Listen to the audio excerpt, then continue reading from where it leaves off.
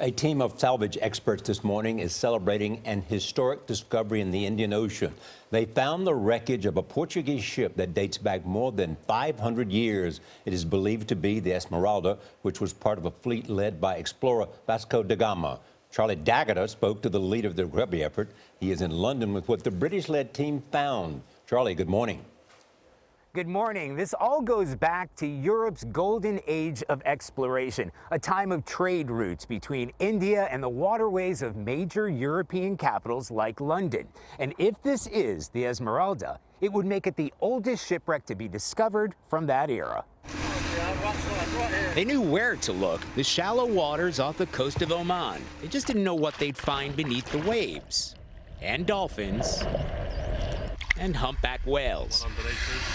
But it turns out a lot. We spoke with project director David Mearns this morning from Oman. Large stone hand-carved cannonballs. They're about the size of a bowling ball, but they weigh twice as much. And the gold coins, for instance, just like any gold that you see that's been washing around in a high-energy environment, settles to the bottom.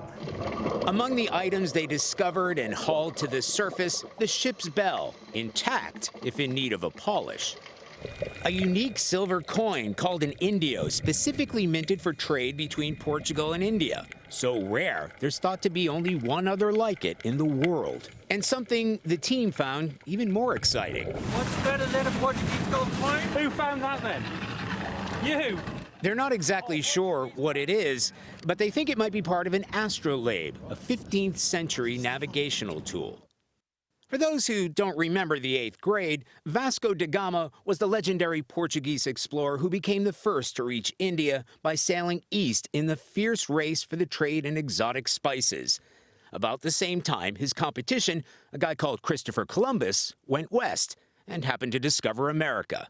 The Esmeralda sailed from Lisbon in Portugal around Africa to Calicut in India, a trade route established by da Gama some years earlier called Carrera de India.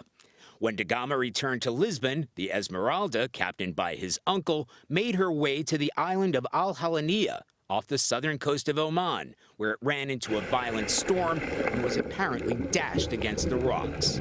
All souls on board were lost that fateful day in 1503, and the Esmeralda's whereabouts have remained a mystery for 500 years. But that silver coin, forged in 1499, helps date the wreckage. Is there now any doubt that this is the wreckage of the Esmeralda? We have a very high confidence that it is indeed the Esmeralda. And, you know, where do you put that confidence level? It's certainly at 90% and above.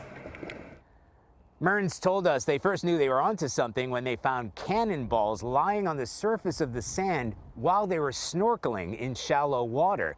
They began digging down into the sediment, and these discoveries that had been hidden for 500 years just kept coming. Thanks, Nora? Charlie. I love it, Charlie. Thank you. Fascinating. You keep reading my line. I know I do. What's wrong with me? I'm so excited about that story. I didn't look up and see who read it was. Didn't you always want to find a treasure when you were a kid? But your name starts with a C, honey, and hers starts with an N. Clap my hand. I just want to hold your hand. It's all good.